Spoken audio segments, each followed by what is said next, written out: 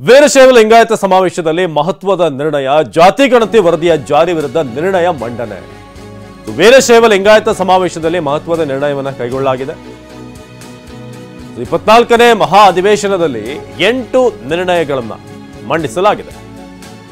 ಸಮಾವೇಶದಲ್ಲಿ ನಿರ್ಣಯ ಮಂಡಿಸಿದಂತಹ ಶಾಮನೂರು ಶಿವಶಂಕರಪ್ಪ, ವೀರಶೈವ ಮಹಾಸಭೆ ಅಧ್ಯಕ್ಷರಾದಂತಹ ಶಾಮನೂರು ಅವರು ಈ ಒಂದು 8 ನಿರ್ಣಯಗಳನ್ನು ಮಂಡಿಸಿದ್ದಾರೆ. ವೀರಶೈವ ಲಿಂಗಾಯತ ಸಮಾವೇಶದಲ್ಲಿ ನಿರ್ಣಯ ಮಂಡನೆ ಆಗಿದೆ.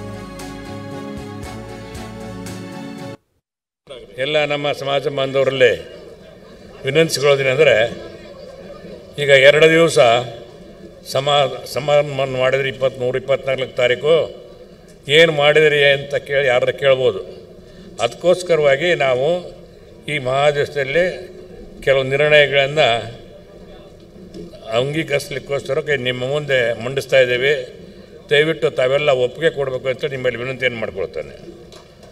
ಮೊದಲನೇದಾಗಿ ದೇಶದ ಅಖಂಡತೆ, ಏಕತೆ, ಸಮಗ್ರತೆ, ಭದ್ರತೆಯ ರಕ್ಷಣೆಗೆ ಮಹಾಸಭೆ ಹಾಗೂ ನಮ್ಮ ಸಮಾಜ ಸದಾ ಕಟಬದ್ಧವಾಗಿದ್ದು, ಅಂಥ ಯಾವುದೇ ಹೋರಾಟ ಪ್ರಯತ್ನಗಳಿಗೆ ಈ ಹಿಂದಿನಂತೆಯೇ ಪ್ರೋತ್ಸಾಹವನ್ನು ನೀಡುತ್ತೇವೆ ಎಂದು ಈ ಮಹಾಧಿವೇಶನದಲ್ಲಿ ಪುನರುಚ್ಚರಿಸುತ್ತೇವೆ. ದಾವಣಗೆರೆಯಲ್ಲಿ ಲಿಂಗಾಯತರ ಶಕ್ತಿ ಪ್ರದರ್ಶನವಾಗಿದೆ. ಜಾತಿ ಗಣತಿ ವರದಿಗೆ ವಿರೋಧ ವ್ಯಕ್ತಪಡಿಸಿದಂತಹ ಸಂದರ್ಭದಲ್ಲಿಯೇ ಲಿಂಗಾಯತರ 2 ದಿನಗಳ ಸಮಾವೇಶ ಆಯೋಜಿಸಲಾಗಿತ್ತು.